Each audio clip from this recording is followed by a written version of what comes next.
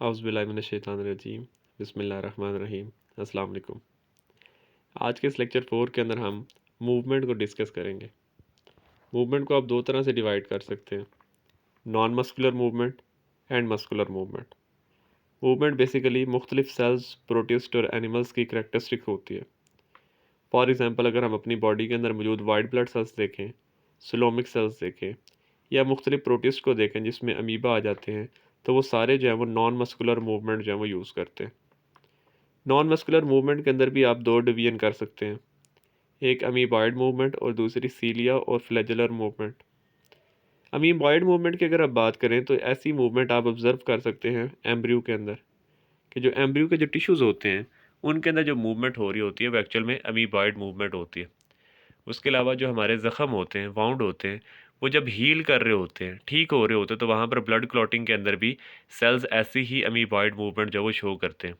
उसके अलावा tissue culture के अंदर ग्रो करने वाले जो सेल्स होते हैं वो भी एक्चुअल में अमीबॉयड मूवमेंट जो वो शो करते हैं।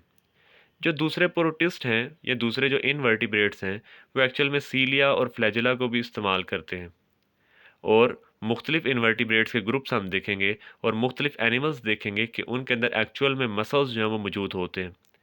यहाँ पर एग्जांपल दी गई है कि अगर हम नाइडेरियंस को देखें और नाइडेरियन से आगे हम आर्थ्रोपोड्स तक चले जाएं जिसमें फ्लाइंग जो है वो इंसेक्ट्स आ जाते हैं, तो उन सब के अंदर जो है वो हम मसल्स को देखेंगे। और उन एनिमल्स के अंदर जो मसल्स होते हैं वो एक्चुअल में उनके एक्सोस्केलेटन और एंडोस्केलेटन के साथ जुड़े हुए होते हैं, जिसकी वजह से वो कम्प्लेक्स मूवमेंट परफॉर्म कर पाते हैं। नॉन मस्कुलर मूवमेंट के हवाले से डिस्कस करते हैं कि बताया गया है कि नियरली तमाम जो सेल्स होते हैं उनके पास कैपेसिटी है कि वो मूव कर सके और अपनी शेप को चेंज कर सकें। और ये जो मूवमेंट और शेप को चेंज करना है, ये साइटोस्केलेटन की वजह से पॉसिबल हो पाता है। अब साइटोस्केलेटन बेसिकली क्या है? सेल के अंदर प्रोटीन्स का एक फ्रेमवर्क होता है, कंट्रैक्टाइल प्रोटीन का एक फ्रेमवर्क होता है। और उन प्रोटीन्स के अंदर मायोसिन और एक्टिन वगैरह आ जाती है, इसके अलावा ट्यूबुलिन प्रोटीन्स वगैरह आती हैं। अगर हम प्रोटोजोआ की बात करते हैं, मुख्तलिफ प्रोटिस्ट की बात करते हैं, तो उनके अंदर नॉन मस्कुलर स्ट्रक्चर्स मौजूद होते हैं जिसकी वजह से वो अपनी मूवमेंट शो कर पाते हैं। उन नॉन मस्कुलर स्ट्रक्चर्स के अंदर सूडोपोडिया है, फ्लैजेला है और सीलिया जो है वो आ जाते हैं। और इन सूडोपोडिया, फ्लैजेला और सीलिया के अंदर एक्चुअल में कंट्रैक्टाइल प्रोटीन्स यानी कि एक्टिन और मायोसिन जो है वो हेल्प कर रही होती हैं। अगर हम एनिमल्स को देखें तो एनिमल्स के अंदर भी मसल कंट्रैक्शन होती है। याद रखिएगा कि इन एनिमल्स के अंदर भी जो मसल्स वगैरह होते हैं उनमें भी सेम यही दो प्रोटीन्स मायोसिन और एक्टिन जो है वो मेनली अपना रोल प्ले कर रही होती हैं। और इसको यहाँ पर बताया गया है कि एक्टिन और मायोसिन का दोनों के अंदर मौजूद होना एक्चुअल में एक एवोल्यूशन का कनेक्शन जो है वो शो करता है, एक एवोल्यूशनरी टाई जो है वो शो करता है दोनों के दरमियान। अब नॉन मस्कुलर मूवमेंट को हम ज़रा डिटेल से पढ़ते हैं कि सबसे पहली जो मूवमेंट यहाँ पर हम डिस्कस करेंगे वो है अमीबॉयड मूवमेंट। अब जैसे कि इसका नाम सजेस्ट कर रहा है कि अमीबॉयड मूवमेंट सबसे पहले अमीबा के अंदर ऑब्जर्व की गई थी। अगर हम अमीबा की प्लाज्मा मेम्ब्रेन देखते हैं तो उसकी प्लाज्मा मेम्ब्रेन के अंदर कुछ एडहेरियन प्रोटीन्स होती हैं, कुछ चिपकने वाली प्रोटीन्स होती हैं। और उन एडहेरियन प्रोटीन्स की वजह से उस अमीबा की प्लाज्मा मेम्ब्रेन के अंदर एडहेसिव प्रॉपर्टीज़ आ जाती है, मतलब ये कि वो चीज़ों के साथ चिपक सकता है। अगर हम अमीबा की प्लाज्मा मेम्ब्रेन को देखें तो वो कुछ ऐसे नज़र आती है कि जिस तरीके से साइटोप्लाज्म के ऊपर वो स्लाइड कर रही हो। अब इसकी एग्जांपल इस तरीके से दी गई है कि आपने अगर बुलडोज़र कभी चलता हुआ देखा हो या टैंक चलता हुआ देखा हो तो उसके जो पहिए होते हैं उनके ऊपर एक बेल्ट सी होती है जो कि उन पहियों के ऊपर घूमती रहती है। तो बिल्कुल इसी तरीके से इसकी साइटोप्लाज्म के ऊपर जो सेल मेम्ब्रेन है, जो प्लाज्मा मेम्ब्रेन है, वो रोल करती रहती है। और इस तरीके से अमीबा के अंदर जो है वो मूवमेंट होती है। अगर हम अमीबा की मूवमेंट देखें तो इसमें हमें इस डायग्राम को जो है वो समझना पड़ेगा। सबसे पहले मैं आपको बता दूं कि अमीबा के अंदर जो मूवमेंट होती है वो एक्चुअल में फिंगर लाइक प्रोजेक्शंस की मदद से होती है। और उन फिंगर लाइक प्रोजेक्शंस को हम सूडोपोडिया कहते हैं। अब ये जिस डायरेक्शन के अंदर सूडोपोडिया बनेगा, फिंगर लाइक प्रोजेक्शन बनेगी, उस साइड को हम फाउंटेन जोन कह देते हैं। और उसका जो ऑपोजिट एंड हो जाता है उसको हम रिक्रूटमेंट जोन कह देते हैं। अब इस अमीबा को अगर आप देख रहे हैं तो उसके अंदर आपको दो तरह से साइटोप्लाज्म को डिवाइड किए हुए दिखाया गया है। एक बाहर वाला हिस्सा है जिसको आप एक्टोप्लाज्म कहेंगे जो कि जेल लाइक टेक्सचर रखता है। और एक अंदर वाला हिस्सा होता है जिसको हम एंडोप्लाज्म कहते हैं, जिसको आप सोल कहते हैं। अब बड़ा सिंपल सा है कि जब इसकी मूवमेंट होती है तो इसका जो एक्टोप्लाज्म है वो आहिस्ता आहिस्ता एंडोप्लाज्म के अंदर कन्वर्ट होना शुरू हो जाता है। या मुझे ऐसा कहना चाहिए कि जो एक्टोप्लाज्म है वो आहिस्ता आहिस्ता अंदर की तरफ मूव करता है और एंडोप्लाज्म के अंदर आ जाता है। और इसी तरीके से फिर बाद में एंडोप्लाज्म जो है वो एक्टोप्लाज्म के अंदर चला जाता है। और इस तरीके से इनकी आपस के अंदर जो है ये मूवमेंट चलती रहती है, जिसकी वजह से एक अमीबा जो है वो मूव कर पाता है। अब इस अमीबा की मूवमेंट के अंदर, इस सूडोपोडिया की फॉर्मेशन के अंदर थोड़ा सा मॉलिक्यूलर लेवल के ऊपर भी इसको एक्सप्लेन किया गया है। ज़रा गौर से आपने समझना है, यहाँ पर डायग्राम के अंदर ऐसा कोई स्ट्रक्चर बनाया तो नहीं हुआ, लेकिन आप इसको अज्यूम करेंगे। अज्यूम इस तरीके से करेंगे कि जिस तरीके से ये फिंगर लाइक प्रोजेक्शन बनती है, जिसको हम सूडोपोड कहते हैं, तो इस सूडोपोड के अंदर आप दो तरह से साइटोप्लाज्म दिखा सकते हैं। एक इस फिंगर लाइक प्रोजेक्शन के बाहर की तरफ, मतलब बाउंड्री की साइड के ऊपर होगा, जिसको हम एक्टोप्लाज्म कहते हैं।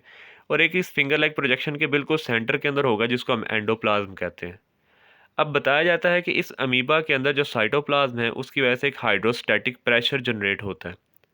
वो जो हाइड्रोस्टैटिक प्रेशर है वो फोर्स करता है कि जो एंडोप्लाज्म वाला साइटोप्लाज्म है, उसके अंदर से जो एक्टिन प्रोटीन है, वो अपने साथ वाली रेगुलेटरी प्रोटीन के साथ अपनी बाइंडिंग तोड़ देती है। अब जब वो एक्टिन प्रोटीन अपनी रेगुलेटरी प्रोटीन्स के साथ बाइंडिंग तोड़ देती है, तो वो एक्टोप्लाज्म की तरफ चली जाती है, मतलब कि बाहर वाली तरफ चली जाती है। और जब वो एक्टिन प्रोटीन बाहर की तरफ जाती है, एक्टोप्लाज्म की तरफ जाती है, तो उस एक्टोप्लाज्म के अंदर कैल्शियम की मौजूदगी में एक नई प्रोटीन के साथ वो एक्टिन बाइंड करना शुरू कर देती है, और उस प्रोटीन का नाम है मायोसिन।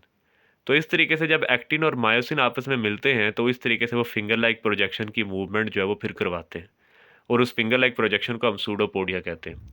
ये जो बात मैंने अभी आपको एक्सप्लेन की है, इसको नेक्स्ट जब हमने वर्ड्स में इस तरीके से यहाँ पर लिखा हुआ है कि जब हम मॉलिक्यूलर लेवल के ऊपर इसको पढ़ते हैं, तो इसकी जो मूवमेंट है वो एक्टिन और दूसरी रेगुलेटरी प्रोटीन्स और मायोसिन के ऊपर डिपेंड करेगी। जैसे ही कोई सूडोपोड एक फिंगर लाइक प्रोजेक्शन एक्सटेंड होता है, तो हाइड्रोस्टैटिक प्रेशर की वजह से जो एक्टिन होती है वो अपने साथ वाले जो रेगुलेटरी प्रोटीन है उससे डिसोसिएट हो जाती है, उतर जाती है, और एंडोप्लाज्म से शामिल हो जाती है कि इसके अंदर एक्टोप्लाज्म के अंदर। वहाँ पर वो रीअसेंबल होती है, और जब रीअसेंबल होती है तो वहाँ पर मौजूद मायोसिन जो है उसके साथ कैल्शियम की मौजूदगी में मिल जाती है, और फिर एक सूडोपोड को पुल करने में, उसको मूव करवाने में फिर वो हेल्प करती है। तो इस तरीके से अमीबॉइड मूवमेंट के हवाले से यहाँ पर डिस्कस किया गया। उसके बाद अगर हम सीलरी या फ्लैजुलर मूवमेंट की बात करें, तो बताया गया है कि अगर पूरे एनिमल किंगडम के अंदर आर्थ्रोपोड्स एक वाहिद ऐसे हैं जिसमें इंसेक्ट्स आ जाते हैं, क्रस्टेशियंस हैं, स्पाइडर वगैरह आ जाते हैं। आर्थ्रोपोड्स के अलावा सभी एनिमल्स के अंदर उनके सेल्स के पास जो है वो सीलिया या फ्लैजुला जो है वो लाजमी मौजूद होता है। सीलिया और फ्लैजुला आपस में सिमिलर ही हैं, लेकिन इनके साइज़ का डिफरेंस आ जाता है। सीलिया जो है वो शॉर्टर होते हैं और बहुत ज़्यादा मौजूद होते हैं, जबकि फ्लैजुला जो है वो लॉन्ग होते हैं, या फिर वो सिंगल होता है, या फिर कोई पेयर की शक्ल में जो है वो मौजूद हो सकता है। फ्लैजुला जो है वो सिंगल सेल यूकैरियोट के अंदर भी मौजूद होता है। किसी एनिमल के स्पर्म के अंदर भी आप उसको देख सकते हैं, जिसको आप स्पर्मेटोजोआ यहाँ पर लिख रहे हैं। और इवन के जो स्पॉन्जिस होते हैं, जो पानी के अंदर जो है वो बिल्कुल सिंपलेस्ट जो एनिमल है स्पॉन्जिस, उनके अंदर सेल्स होते हैं कोएनोसाइट्स, जिनको आप कॉलर सेल्स भी कहते हैं। तो उनके अंदर भी ये फ्लैजुला जो है वो मौजूद होता है। अब इसी सीलियरी मूवमेंट को हम थोड़ा सा एक्सप्लेन करेंगे। यहाँ पर बताया गया है कि जो सीलियरी मूवमेंट्स होती हैं वो एक्चुअल में कोऑर्डिनेटेड होती हैं। वो रैंडम नहीं होंगी, बल्कि एक कोऑर्डिनेशन के साथ चलती हैं। अब किसी भी प्रोटोजोआ के अंदर जो सीलिया मौजूद होते हैं, वो एक रो की शक्ल में मौजूद होते हैं, वो कितार की शक्ल में मौजूद होते हैं। और इन रो के अंदर जो सीलिया है, वो मतलब कि आउट ऑफ फेस मूव करते हैं। अब आउट ऑफ फेस क्या है, इसको ज़रा समझिए। यहाँ पर मिसाल के तौर पर एक सेल है, और उसकी पूरे सेल के ऊपर सीलिया की एक पूरी कितार, एक पूरी रो जो है वो मौजूद है। अब ऐसा नहीं होगा कि एक ही टाइम के ऊपर सारे सीलिया एकदम से जो है वो मूव करना शुरू कर दें, नहीं। ऐसा होता है कि पहले एक सीलिया मूव करता है, फिर दूसरा मूव करता है, फिर तीसरा मूव करता है, फिर चौथा मूव करता है, और इस तरीके से ये आउट ऑफ फेज मूव करते हैं। और उस पूरे सेल के ऊपर आपको एक वेव, एक लहर मतलब जाती हुई दिखती है फिर। और इस तरीके से उस वेव को जो है ये चेंज करके अपनी डायरेक्शन भी जो है वो चेंज कर सकते हैं। इसी तरीके से आप नीचे देख सकते हैं कि बिल्कुल सिंपल सी एक जो है वो डायग्राम दिखाई गई है, जिसके अंदर एक वेव ऑफ रिकवरी स्ट्रोक है, एक वेव ऑफ पावर स्ट्रोक है, कि किस तरीके से सीलिया जो है वो फॉरवर्ड और बैकवर्ड मूव करके तो सेल की जो है वो डायरेक्शन जो है वो चेंज कर सकते हैं। अब यहाँ पर हमारे पास कुछ एग्जांपल्स जो हैं वो शेयर की गई हैं कि अगर हम फ्लैटवर्म की बात करें, जो कि फ्री लिविंग है, जिनको अब एग्जाम्पल में टर्बुलेरियंस आ जाता है, या निमर्टियंस भी एक तरह के वर्म होते हैं। इनकी जो एपिडर्मस होती है वो काफ़ी ज़्यादा सिलिएटेड होती है।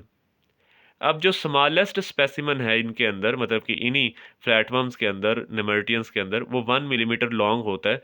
उसके ऊपर भी जो है वो सीलिया मौजूद होते हैं, जिसकी वजह से लोकोमोशन हो पाती है।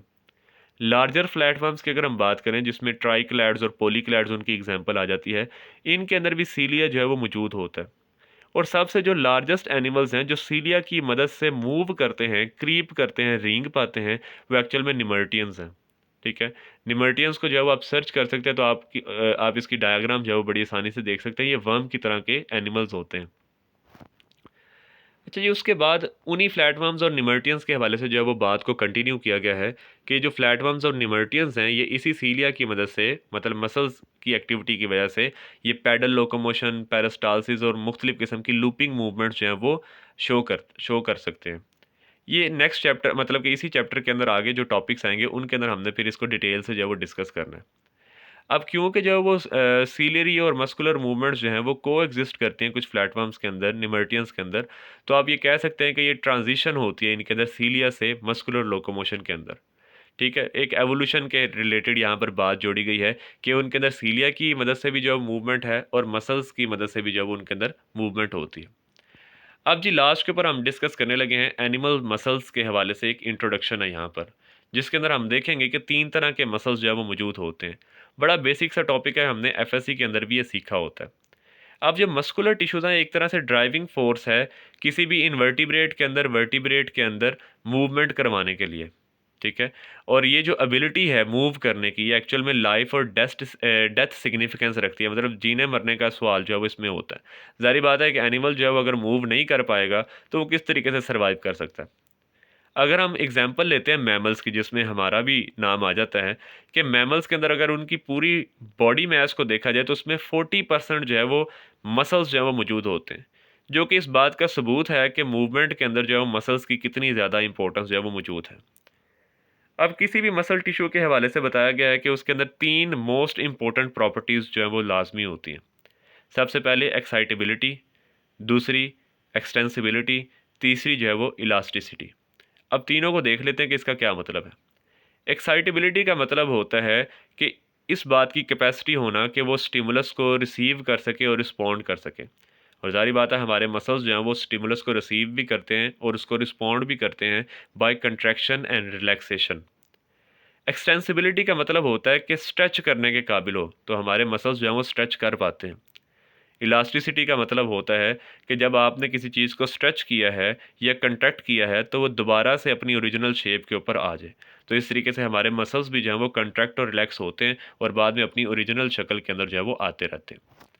अब हम देखेंगे कि जी एनिमल्स के जो मसल्स हैं, हम इनको 3 तरीके से जो है वो डिवाइड कर सकते हैं: स्मूथ मसल्स, कार्डिक मसल्स और स्केलेटल मसल्स। जो स्मूथ मसल्स हैं ये एक्चुअल में इनवॉलेंट्री मसल्स होते हैं।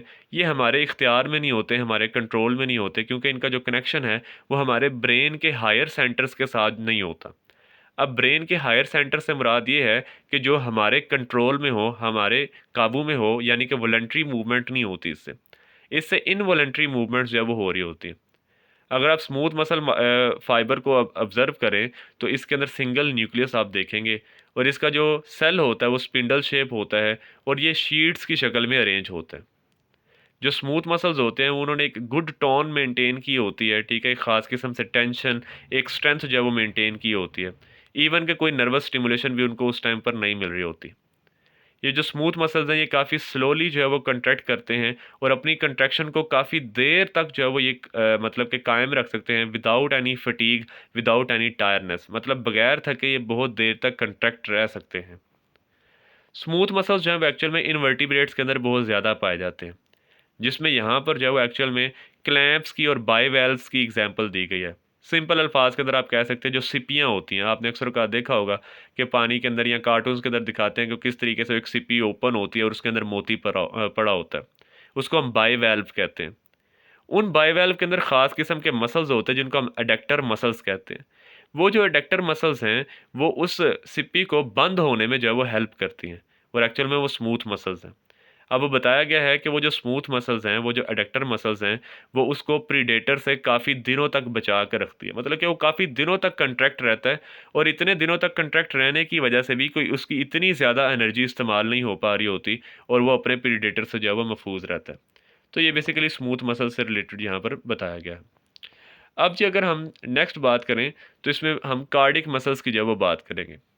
अगर हम वर्टिब्रेट्स के अंदर देखें तो कार्डिक मसल ख़ास तौर पर हार्ट के अंदर मौजूद होते हैं, दिल के अंदर मौजूद होते हैं।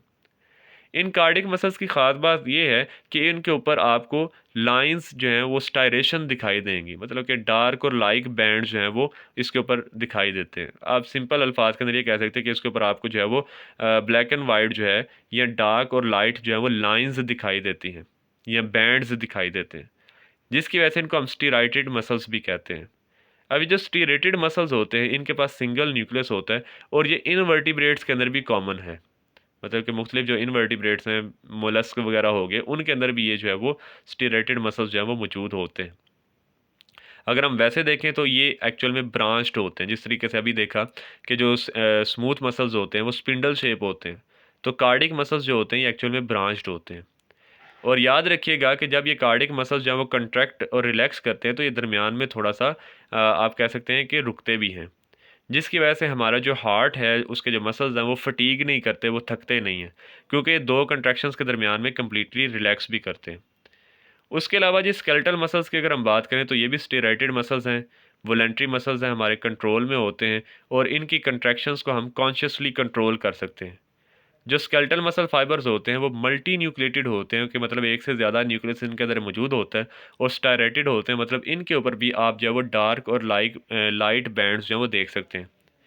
जो स्केलेटल मसल्स होते हैं वो हमारे स्केलेटन के साथ अटैच होते हैं, वो एंडोस्केलेटन हो, एक्सोस्केलेटन हो, उसके साथ जो है वो अटैच होते हैं, और ये मसल्स जो है वो कंट्रैक्ट होते रहते हैं, रिलैक्स करते रहते हैं, और इनके साथ जो है वो मतलब आप कह सकते हैं कि जो स्केलेटल मसल्स होते हैं ये एंटागोनिस्टिक पेयरिंग करते हैं, कि मतलब कि एक अगर मसल जो है वो कंट्रैक्ट करता है तो दूसरा रिलैक्स करेगा, अगर दूसरे वाला कंट्रैक्ट करेगा तो पहला रिलैक्स करेगा, जिसकी वजह से ये मुख्तलिफ जो है वो मूवमेंट करवाते हैं। हमारी जो बाइसेप की मूवमेंट है वो भी एक्चुअल में इसी एंटागोनिस्टिक पेयर की जो है वो एग्जांपल आती है। तो इसी के साथ जो है आज का हमारा टॉपिक जो है वो ख़त्म होता है। इससे रिलेटेड आपका कोई भी क्वेश्चन वगैरह हो तो आप क्लास में भी पूछ सकते हैं, नीचे कमेंट भी कर सकते हैं, और मैं इंशाल्लाह आपको गाइड करने की पूरी कोशिश करूँगा। तो आज के लिए बस इतना ही। मेरी तरफ से आप सब लोगों को अल्लाह हाफ़िज़।